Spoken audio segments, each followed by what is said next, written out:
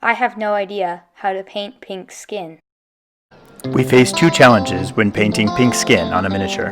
They are, first, to avoid imparting the look of a cartoon on the character, and second, to avoid giving the appearance that the character needs to use a higher SPF sunscreen when making long treks across the wilderness or battling fire-breathing dragons. The first is a style choice, of course, and the second may be desirable in some situations, but for our bard, Pyra, it was not. She has a natural pink hue to her skin that reveals her mixed human and demonic heritage. The key is to use a base layer that imparts the pink color through subsequent layers so that we can move to lighter and slightly earthier tones as we move through midtones and into the highlights. I tried a base coat of chaotic red first, but it was too muted and too dark. However, it did give me a good undercoat for subsequent paint layers, and I didn't have to worry that the black beneath would show through. Next, I tried painting with barbarian flesh, thinking that I could paint up to pink, but this is the technique that will give rise to the sunburned look. When we look at a sunburned face, we see that the raised parts of the face are the ones that receive the most damage from the sun and are therefore the reddest.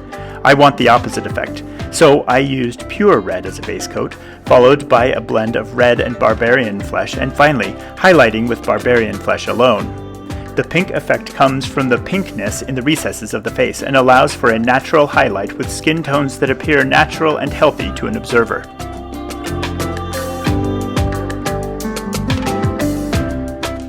At this point, the character has the dreaded appearance of a cartoon. I think this is a fun look, but it is not my intention for this character.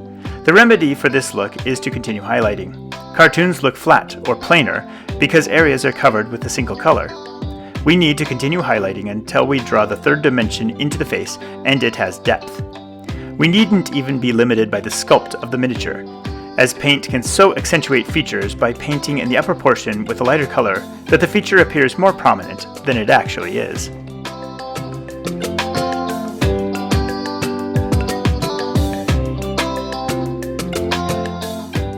For my last highlights, I used barbarian flesh mixed with white to accentuate the bridge of the nose, the cheekbones, the upper lip, and the most prominent part of the chin.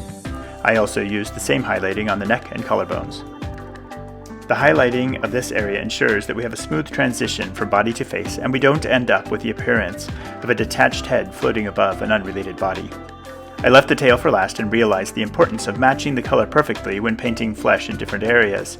If the colors don't match, the tail, for instance, would look like something draped on as an afterthought and not part of the character. And, since Pyra is our bard, I paid special attention to her hands playing the musical instrument. Thank you for watching. If you found this video useful, hit the like button and consider subscribing.